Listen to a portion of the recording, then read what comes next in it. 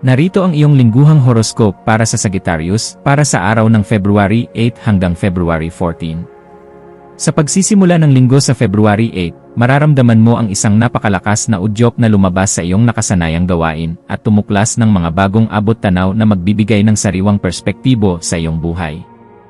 Ang enerhiya ng kalawakan ay nagtutulak sa iyo na maging mas mapangahas sa iyong mga desisyon at huwag matakot na tahakin ang landas na hindi pa gaanong nadadaanan ng marami mula February 8 hanggang February 14. Mahalaga na panatilihin mo ang iyong pagiging positibo dahil ito ang magsisilbing magnet para sa mga magagandang pagkakataon na kusang lalapit sa iyong direksyon sa buong linggong ito.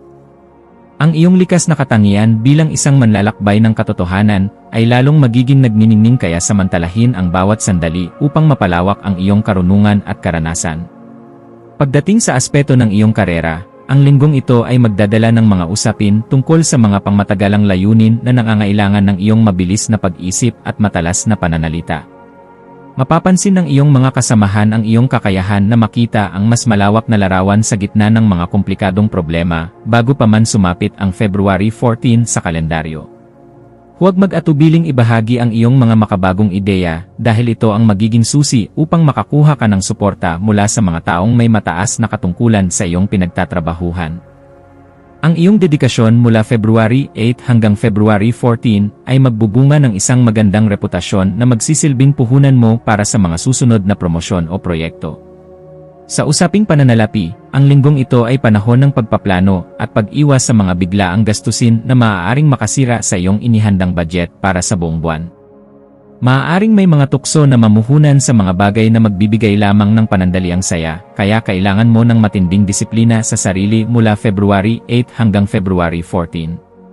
Maging mapanuri sa bawat dokumento na may kinalaman sa pera at siguraduhin na nainspeksyon mo ang lahat ng mga detalye bago ka maglabas ng malaking halaga.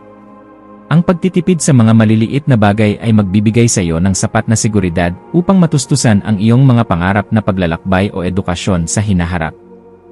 Ang iyong katalinuhan sa paghawak ng yaman sa linggong ito ay magbubukas ng pinto para sa mas malaking kasaganaan.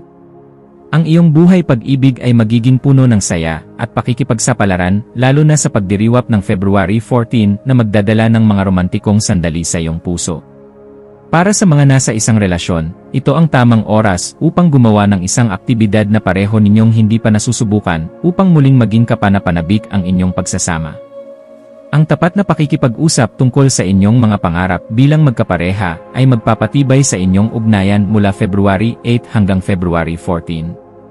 Para naman sa mga single, ang iyong nagniningning na personalidad ay makaakit ng mga taong may parehong hilig sa kalayaan at pag-unlad sa buhay. Huwag matakot na ipakita ang iyong tunay na sarili dahil ang pagiging totoo ang pinakamabisang paraan upang makatagpo ng tadhana na tatagal habang buhay. Sa larangan ng kalusugan, kailangan mong bigyang pansin ang iyong stamina at huwag hayaang maubos ang iyong lakas sa sobrang pagpapakapagod sa labas ng bahay. Ang sapat na pahinga at pag-inom ng maraming tubig ay napakahalaga upang manatiling malakas ang iyong immune system mula February 8 hanggang February 14. Subukang isama ang mga aktibidad sa labas gaya ng paglalakad o pagtakbo sa umaga upang makakuha ng sariwang hangin at positibong enerhiya para sa iyong kaisipan. Ang pagkain ng mga masustansyang putahe ay makakatulong upang maging alerto ang iyong isipan sa paggawa ng mga mahahalagang desisyon sa buong linggo. Pakikinggan ang iyong katawan at huwag pilitin ang sarili kung nararamdaman mong kailangan mo ng sandaling katahimikan at pagtulog ng maaga. Maging mas maunawain sa iyong pamilya, lalo na kung may mga usapin tungkol sa paniniwala o mga tradisyon na nangangailangan ng iyong malawak na pagtanggap sa bawat miyembro. Ang iyong pagiging bukas ang isip ang magsisilbing tulay upang maiwasan ang anumang tensyon sa loob ng tahanan mula February 8 hanggang February 14. Maglaan ng panahon upang makipagkwentuhan sa iyong mga magulang o kapatid tungkol sa iyong mga naging karanasan sa labas upang mas lalo nilang maintindihan ang iyong landas. Ang suporta ng iyong pamilya ay napakahalaga sa iyong emosyonal na kalagayan, kaya huwag mong kalimutang magpasalamat sa kanilang presensya sa iyong buhay. Ang pagpapanatili ng harmonya sa loob ng bahay ay magbibigay sa iyo ng kapanatagan na kailangan mo upang maging matagumpay sa iyong mga mitiin. Pagdating sa aspeto ng pakikipagkaibigan, asahan ang isang paanyaya para sa isang masayang pagtitipon na magbibigay sa iyo ng pagkakataon na makita ang mga kaibigang matagal mo nang hindi nakakausap. Ang iyong mga payo ay magiging mahalaga para sa kanila mula February 8 hanggang February 14, kaya maging handa na makinig at magbigay ng inspirasyon sa mga nangangailangan. Maging maingat lamang na huwag mangako ng mga bagay na hindi mo kayang panindigan dahil sa iyong sobrang kagustuhan na makatulong sa iba. Ang pakikipag-ugnayan sa mga taong may ibang kultura o pinagmulan ay magpapalawak ng iyong pangunawa sa mundo sa buong linggong ito. Ang tunay na pagkakaibigan ay mapapatatag sa pamamagitan ng pagbabahagi ng mga tapat na saloobin at sabay na pagharap sa mga hamon ng buhay. Ang iyong espiritual na buhay ay nangangailangan ng pagninilay-nilay upang mahanap mo ang iyong tunay na layunin sa gitna ng maraming distractions sa iyong paligid. Ang paghahanap ng katahimikan sa pamamagitan ng pagbabasa ng mga pilosopikal na aklat ay makakatulong sa iyong pag-unlad mula February 8 hanggang February 14. Pasalamatan ang universo sa bawat biyayang iyong natatanggap, maliit man o malaki, dahil ang pusong mapagpasalamat ay makaakit ng mas maraming milagro sa iyong landas. Ang iyong pananalig ay magsisilbing gabay mo sa paggawa ng mga moral na desisyon na makakaapekto sa iyong kinabukasan sa positibong paraan. Manatiling mapagpakumbaba sa bawat tagumpay at laging tandaan na ang bawat paglalakbay ay may kaakibat na aral na dapat mong isapuso at isabuhay sa araw-araw. Sa aspeto ng iyong mga libangan o hobbies, ito ang tamang panahon upang subukan ang mga aktibidad na nangangailangan ng pisikal na lakas at mental na fokus sa sining. Ang paggawa ng mga bagay na nagpapasaya sa iyong kaluluwa mula February 8 hanggang February 14 ay isang mabisang paraan upang mawala ang stress na dulot ng trabaho. Maaari mong matuklasan ang isang bagong kasanayan sa pagkuha ng larawan o pagsusulat ng mga tula na magpapakita ng iyong malikhaing pananaw sa kagandahan ng mundo. Ang paglalaan ng oras para sa iyong sarili ay makakatulong upang muling mapuno ang iyong enerhiya at maging handa sa mga susunod na hamon ng buhay. Ang iyong mga hilig ay magsisilbing daluyan ng iyong inspirasyon, kaya huwag matakot na ibahagi ang iyong talento sa mga taong nakapaligid sa iyo. Maging maingat sa iyong mga salita, lalo na kapag ikaw ay nagpapahayag ng iyong opinyon sa social media o sa mga pampublikong diskusyon sa buong linggong ito.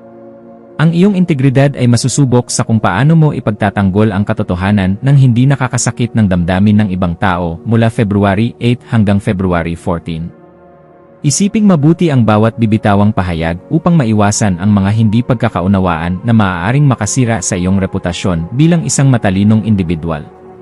Ang pagiging malinaw at tapat sa iyong komunikasyon ay magbubukas ng puso ng mga nakikinig sa iyo at mas madali nilang matatanggap ang iyong mga mungkahi.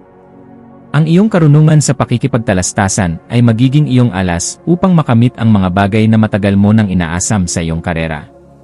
Sa mga usaping legal o pag-aayos ng mga papeles para sa paglalakbay, siguraduhin na na-inspeksyon mo ang bawat detalye upang maiwasan ang anumang aberya.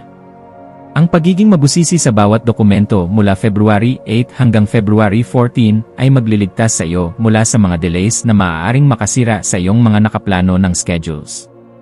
Kung may mga bagay na hindi ka sigurado, mas mabuting humingi ng payo sa mga eksperto upang maging maayos ang lahat ng iyong mga transaksyon sa linggong ito.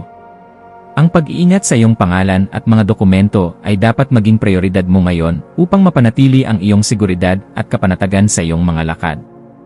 Ang bawat hakbang na iyong gagawin ay dapat may kalakip na pananagutan at wastong pagsusuri para sa ikabubuti ng iyong hinaharap. Sa larangan ng edukasyon o pagtuklas ng mga bagong aralin, ang iyong isipan ay magiging napakatalas at handang humigop ng mga impormasyon na makakatulong sa iyo. Ang pagbabasa ng mga makabuluhang materyales mula February 8 hanggang February 14 ay magbibigay sa iyo ng bentahe sa iyong kasalukuyang larangan o sa iyong personal na interes. Huwag tumigil sa pagkatuto dahil ang karunungan ay isang kayamanan na laging daladala mo saan ka man mapunta sa iyong mga paglalakbay sa mundong ito. Ang iyong pagnanais na lumago ay magbubukas ng mga pinto para sa mga bagong oportunidad na magpapabago sa takbo ng iyong buhay sa hinaharap. Gamitin ang panahong ito upang pagyamanin ang iyong kaisipan at maging mas mahusay na bersyon ng iyong sarili sa bawat segundo ng iyong buhay. Maging mapagmasid sa iyong paligid dahil maaaring may mga pagkakataon na dumarating sa paraang hindi mo inaasahan, lalo na sa gitna ng iyong pagiging abala.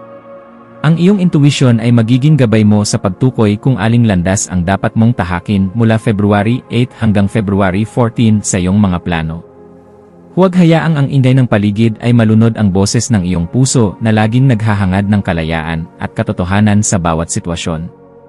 Ang pakikinig sa iyong sariling damdamin ay magliligtas sa iyo mula sa mga maling desisyon na maaaring magdulot ng pagsisisi sa huli.